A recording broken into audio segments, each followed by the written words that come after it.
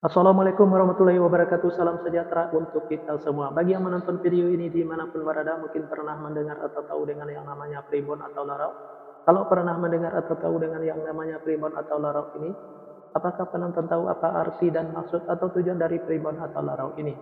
Arti dan maksud atau tujuan dari primbon atau larau ini adalah memberitahu permasalahan yang ada di dalam rumah tangga pasangan suami istri. Salah satu di antaranya saya akan memberitahu bagaimana cara menghadapi atau mengatasi permasalahan yang ada di dalam rumah tangga pasangan suami istri kalau nama awal suaminya N dan kalau nama awal istrinya A. Dan saya juga akan memberitahu bagaimana karakter atau sifat anak pasangan suami istri kalau nama awal suaminya N dan kalau nama awal istrinya A ini. Dan bagaimana juga cara mendidik anak pasangan suami istri ini dan cara menghindari pertengkaran antara pasangan suami istri ini dan usaha pasangan suami istri ini. Nah, tonton video ini sampai selesai. Sebelum saya melanjutkan video ini, saya informasikan bagi yang menonton video ini mungkin ada yang ingin berusaha dan ingin usahanya berkembang maju dan sukses. Silakan hubungi saya, insya Allah akan saya bantu untuk membuatkan nama usahanya atau nama toko dan kiosnya yang cocok dengan nama pasangan suami istrinya. Insya Allah usahanya pasti berkembang maju dan sukses. Nomor WA saya ada di profil. Baik, saya lanjutkan memberitahu karakter atau sifat anak pasangan suami istri ini dan cara mendidik anak pasangan suami istri ini dan cara menghindari pertengkaran antara pasangan suami istri ini dan usaha pasangan suami istri ini di fase yang keempat. Di fase yang keempat ini pasangan suami istri ini kalau punya anak-anak pasangan suami istri ini anaknya laki-laki, kalau seandainya anaknya perempuan, anaknya pemberani, pintar dan cerdas. Karakter atau sifat anak pasangan suami istri ini seperti pemimpin baik anaknya perempuan atau laki-laki. Mendidik anak pasangan suami istri ini tak perlu marah-marah apalagi sampai naik darah. Cukup dengan logika dan masuk akal saja. Insya Allah apa yang disampaikan anaknya akan menerima baik anaknya perempuan atau laki-laki. Pasangan suami istri ini gampang tersinggung baik suaminya maupun istrinya. Untuk menghindari pertengkaran antara pasangan suami istri ini, kalau suaminya lagi marah-marah jangan diladeni, dan kalau lagi emosi jangan ikutin emosinya, dan kalau istrinya juga lagi marah-marah jangan diladeni, dan kalau lagi emosi jangan ikutin emosinya.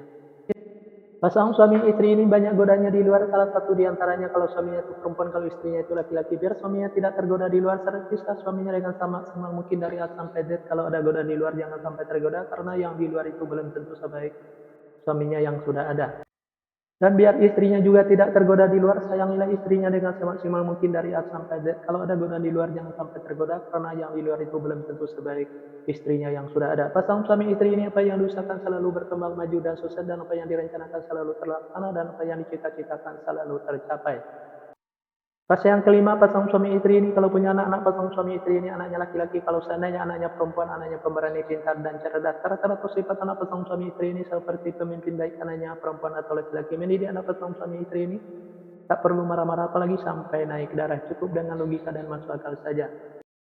Insya Allah anaknya akan menerima baik anaknya perempuan atau laki-laki. Pasangan suami istri ini susah untuk menyimpan atau mengumpulkan hasil usahanya yang didapat, bisa dikarenakan pasangan suami istri ini boros, bisa juga masuk ke rumah sakit atau dirawat di rumah sakit, bisa juga karena ditipu orang atau dibohongi orang. Biar hasil usahanya bisa tersimpan atau terkumpul, jangan ikutin keborosannya, baik keborosan suaminya maupun keborosan istrinya. Biar tidak masuk ke rumah sakit atau dirawat di rumah sakit, jaga kebersihannya dan jaga makanannya. Biar tidak ditipu orang atau dibohongi orang, tingkatkan kehati-hatiannya. Usaha pasangan suami istri ini selalu berhasil.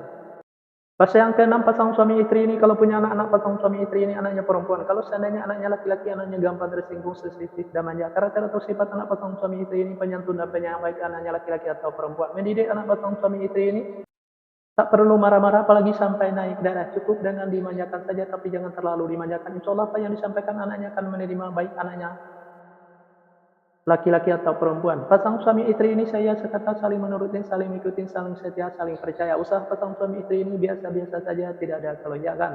Di episode yang kedua ini atau episode yang terakhir ini, yang menonton video ini mungkin ingin tahu karakter atau sifat anak pasangan suami istri dan cara mendidik anak pasangan suami istri dan cara menghindari pertengkaran antara pasangan suami istri dan usaha pasangan suami istri kalau nama awal suaminya A dan kalau nama awal istrinya N.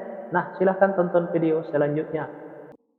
Nah, hanya itu yang bisa saya sampaikan. Mohon maaf kalau ada kata-kata yang salah itu pasti dari saya, yang benar dari Allah. Pertama saya mulai dengan Assalamualaikum, sekarang saya sudahi wabillahi taufiq wal hidayah. Assalamualaikum warahmatullahi wabarakatuh. Salam sejahtera untuk kita semua.